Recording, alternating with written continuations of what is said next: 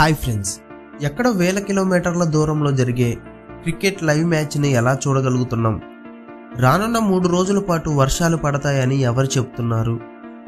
వారం రోజుల టెంపరేచర్ మనకు ముందే ఎలా తెలుస్తుంది? మన ఫోన్లో మ్యాప్స్ నావిగేషన్ ఎలా చూపిస్తుంది? వీటన్నింటికి సమాధానం శాటిలైట్. అసలు శాటిలైట్ అంటే ఏంటి? ఇది ఎలా పనిచేస్తుంది? ఈ వీడియోలో తెలుసుకుందాం. ఈ వీడియో చాలా ఇంట్రెస్టింగ్గా ఉంటుంది. ఈ వీడియోని ఎక్కడ స్కిప్ చేయకుండా చూడండి. అలానే ఈ వీడియోకి ఒక లైక్ చేసి మన ఛానల్ని సబ్స్క్రైబ్ చేసుకోండి. శాటిలైట్ అనేది ఆకాశంలో స్థిరంగా తిరిగే ఒక పరికరం. ఇది ప్రకృతిలో 2 రకాలుగా ఉంటాయి. నెంబర్ 1, ప్రకృతిలో ఉన్న శాటిలైట్ అంటే చంద్రుడు మన భూమికి సహజ శాటిలైట్. నెంబర్ 2, మానవ నిర్మాత శాటిలైట్లు అంటే మనుషులు తయారు చేసి దానిని ఒక కక్షలో ప్రవేశపెడతారు. ప్రధానంగా మానవ నిర్మాత శాటిలైట్లో వివిధ రకాల కక్షల్లో ప్రవేశపెట్టడం జరుగుతుంది.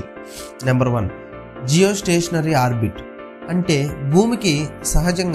భూమికి సమాంతరంగా తిరిగే శాటిలైట్లు. నెంబర్ 2, పోలార్ ఆర్బిట్ అంటే భూమికి ధృవాల చుట్టూ తిరిగే శాటిలైట్లు. శాటిలైట్ పనిచేయడానికి ముఖ్యంగా 3 భాగాలు ఉన్నాయి. నెంబర్ 1, కమ్యూనికేషన్ సిస్టమ్, డేటాను స్వీకరించి దానిని ప్రసారం చేయడం. నెంబర్ 2, పవర్ సోర్స్, సూర్యకాంతి ద్వారా పనిచేసే సోలార్ ప్యానెల్స్. నెంబర్ 3, ప్రొఫెషనల్ మరియు కంట్రోల్ సిస్టమ్, ఒకే కక్షలో శాటిలైట్ను నియంత్రించడం. శాటిలైట్లను రాకెట్ల ద్వారా స్పేస్లోకి పంపిస్తారు.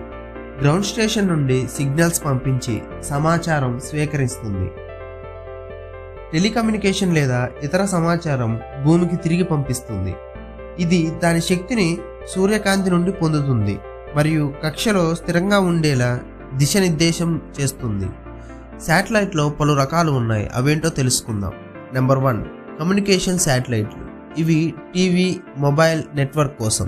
నెంబర్ 2, నావిగేషన్ శాటిలైట్లు. ఇవి GPS సేవల కోసం. నెంబర్ 3, వాతావరణ శాటిలైట్లు, వాతావరణ మార్పులను గమనించడానికి. నెంబర్ 4, రక్షణ శాటిలైట్లు. ఇవి రక్షణ స్పై సర్వీసుల కోసం. శాటిలైట్ల వల్ల మనకి ఎన్నో ఉపయోగాలు ఉన్నాయి. నెంబర్ 1, టెలిఫోన్, టెలివిజన్ ప్రసారాలు. నెంబర్ 2, నావిగేషన్, ప్రయాణ సమాచారం కోసం. నెంబర్ 3, వర్షాలు, తుఫాన్ల సమాచారం. నెంబర్ 4, శత్రువులపై నిఘా. నెంబర్ 5, అంతరిక్ష పరిశోధన. శాటిలైట్లు మన జీవితంలో విడదీయలేని భాగంగా మారాయి. వీటి సహాయంతో మనకు టెలివిజన్, సైన్స్, కమ్యూనికేషన్లో విప్లవాత్మక మార్పులు వచ్చాయి. ఇలాంటి మరెన్నో ఇంట్రెస్టింగ్ విషయాలు తెలుసుకోవాలంటే మన ఛానల్ని సబ్స్క్రైబ్ చేసుకోండి. Thank you.